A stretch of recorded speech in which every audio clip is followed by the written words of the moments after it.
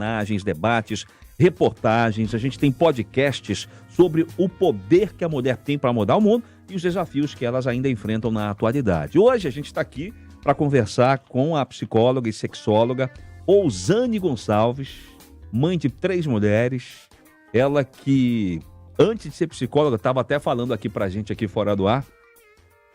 Ô, Ousane, você deve ter muita história para contar, hein, minha amiga? Porque você foi...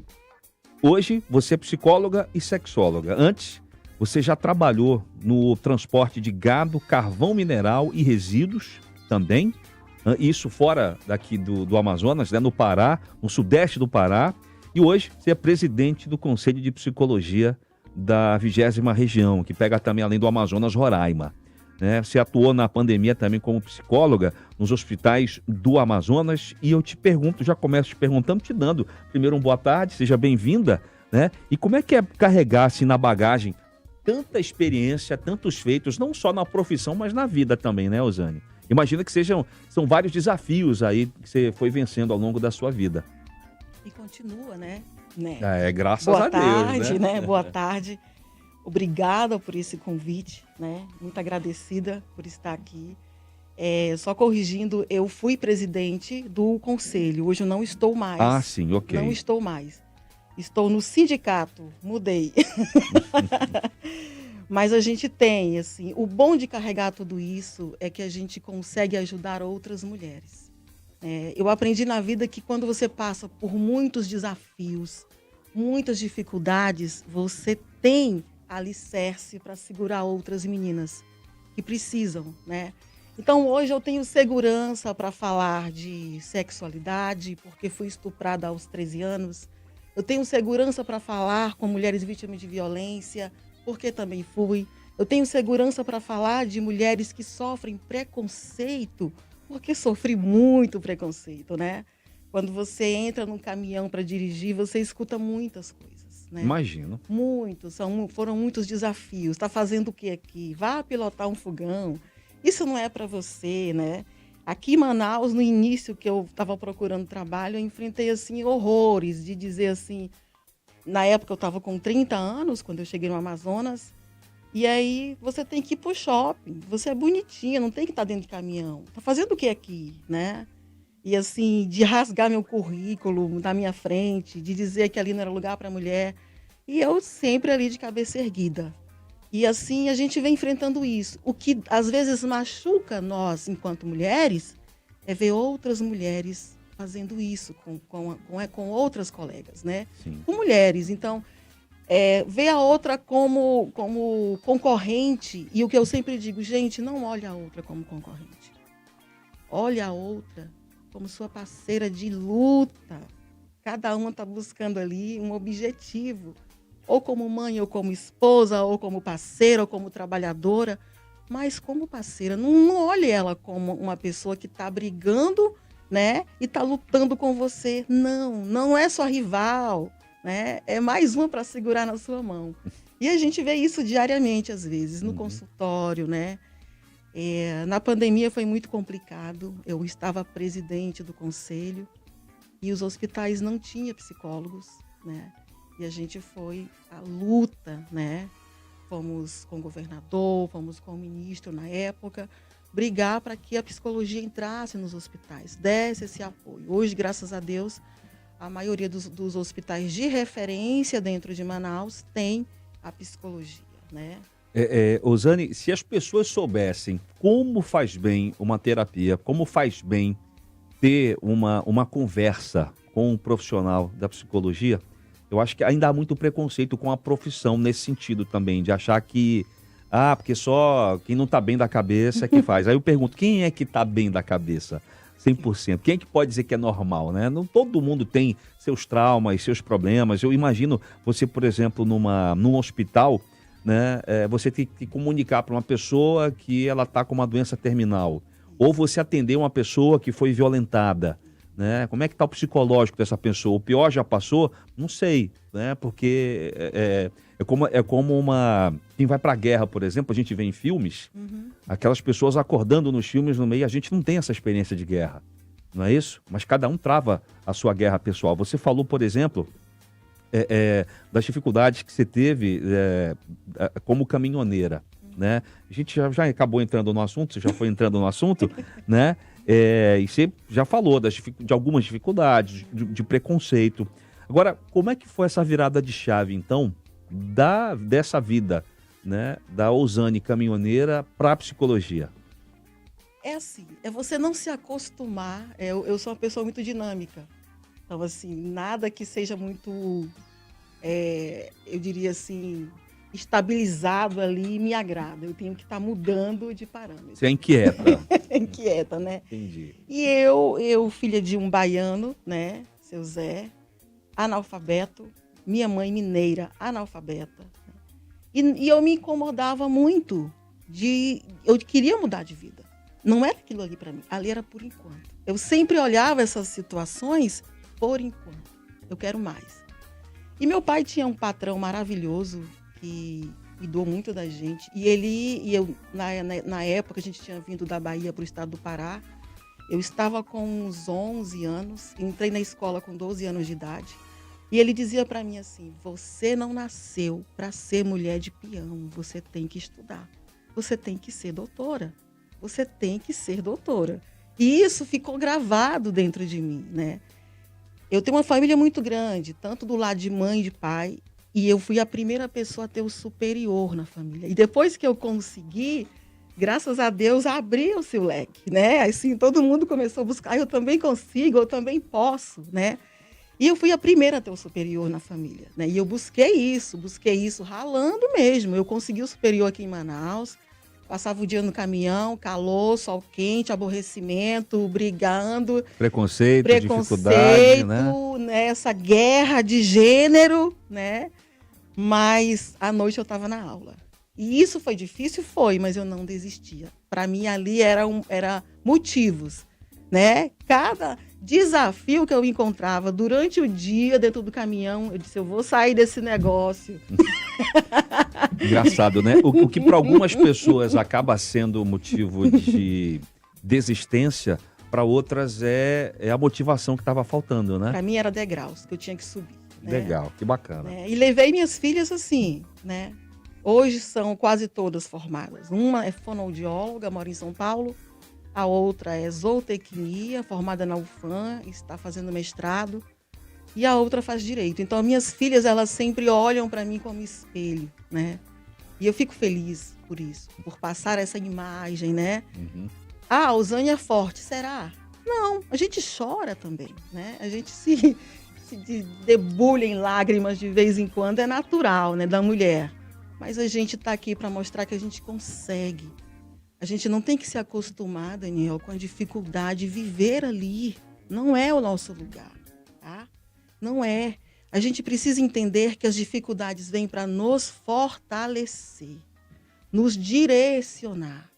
Fortalecer o quê? Fortalecer nossos sonhos, né? Fazer com que nossos sonhos ganhem vida, né? Não se acomodar no sofrimento, né? Não se acomodar na violência contra a mulher, não se acomodar na pobreza mesmo. Não, eu vou sair daqui. Eu tenho que fazer algo para sair. Eu posso sair, eu vou conseguir. Então, assim, quando você olha dessa forma, entender que toda dificuldade é momentânea. E quem é que tem o poder de tirar você dali? Você mesmo. Você já deve, então, eu acho que como psicóloga, né, você já deve, então, já que você também atuou na pandemia, né, nos hospitais, qual é esse sentimento de poder ajudar as pessoas, Ousane? Porque quem faz a caridade, quem faz a ajuda, geralmente se sente bem melhor. Dizem, né, que isso tá na Bíblia e tal, né, fala em relação à caridade, né, que você, quem ajuda, acaba tendo mais bênçãos do que quem é ajudado, né?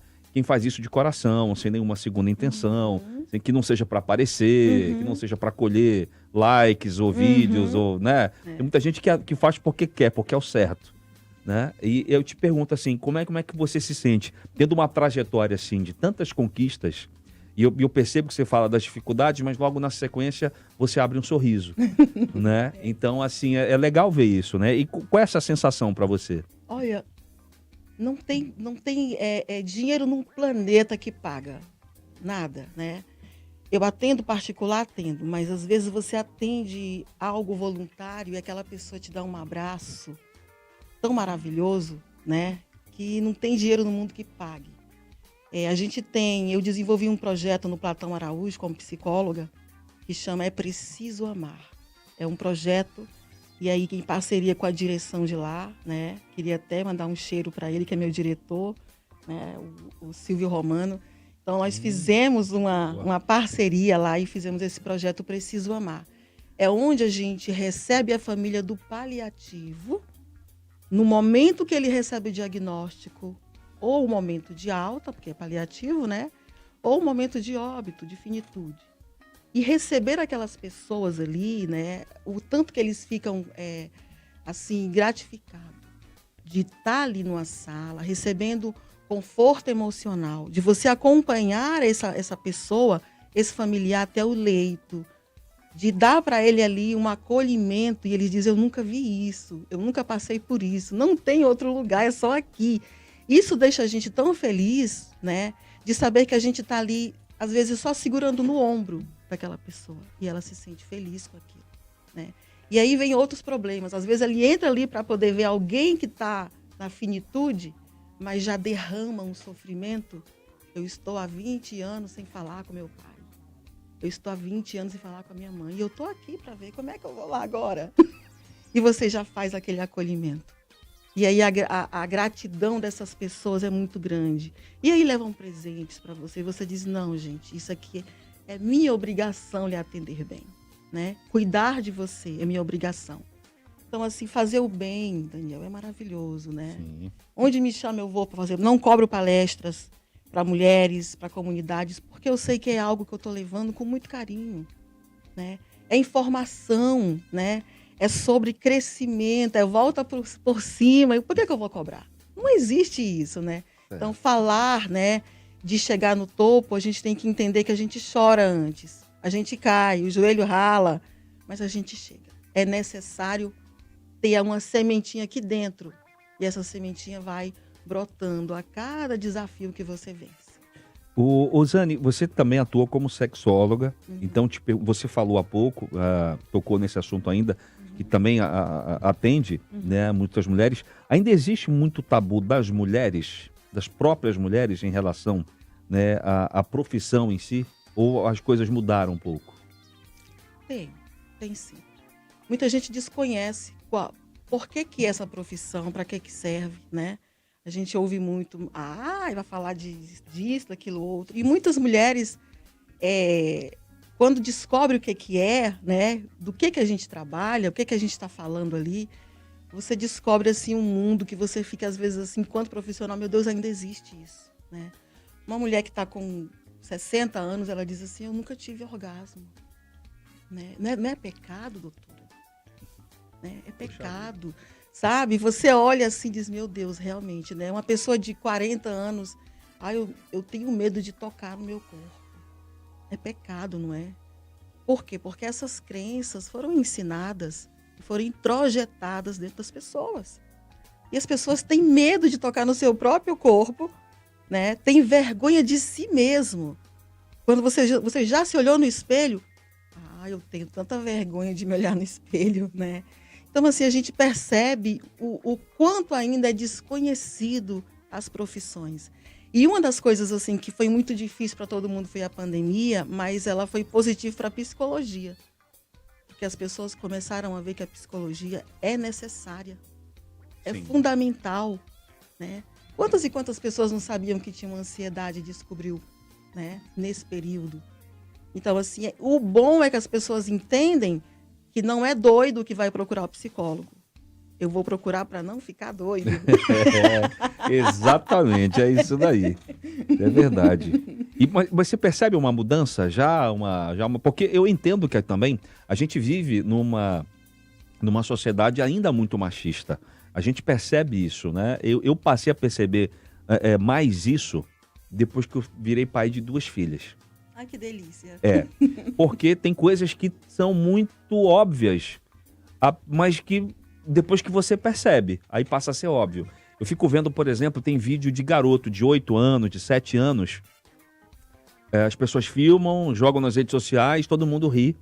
O garoto falando que vai sair com o tio pra vai num prostíbulo, vai numa casa de tolerância, né? Enfim, todo mundo ri e acha engraçado. Se fosse uma menina falando aquilo, seria engraçado? Eu não acharia graça nenhuma disso, né? É uma criança, né? A gente tem essa coisa, eu não sei se é cultural, sim, né?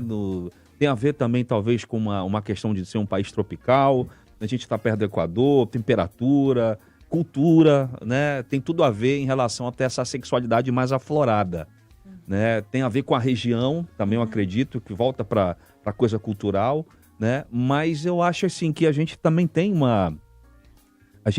eu percebo isso, né? Que tem muito essa diferença também de lidar mesmo, né? Com a forma como cada um vê isso daí, né? Para homens e para mulheres ainda hoje. Tem um machismo muito grande, impregnado na sociedade, impregnado tanto em homens quanto em mulheres. E como tem mulheres machistas, você não faz ideia o quanto tem.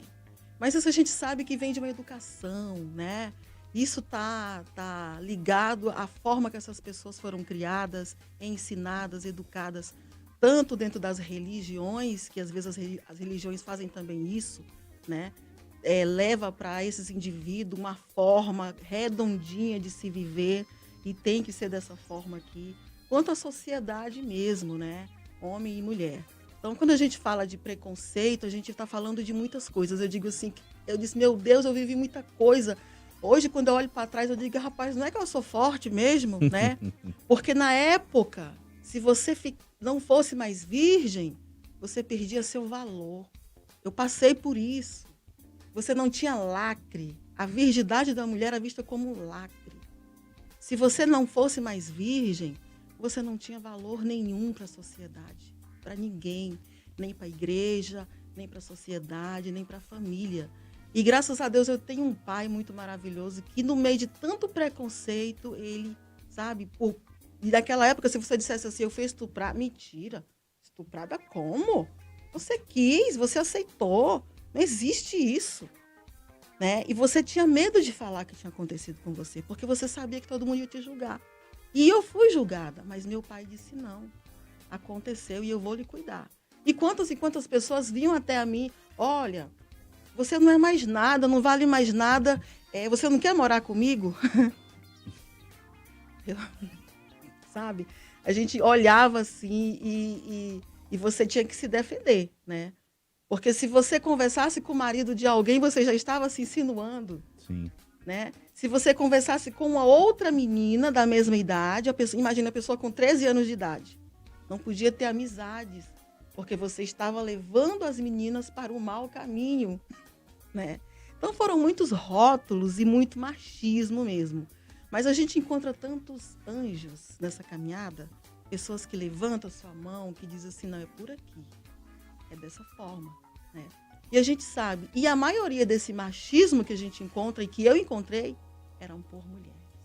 Olha só. Tá? De mulheres lhe expulsar de uma igreja. Eu fui expulsa de uma igreja católica, porque eu estava grávida e não disse para ninguém de que era a barriga. Eu tinha que dizer. E não, aqui você não entra mais, né? Quantas e quantas vezes as pessoas fechavam a cara, porque eu não tinha marido, então não podia participar de algumas coisas. Então, assim, eu fui enfrentando e fui lutando e fui buscando, porque eu sempre acreditei, não é meu lugar.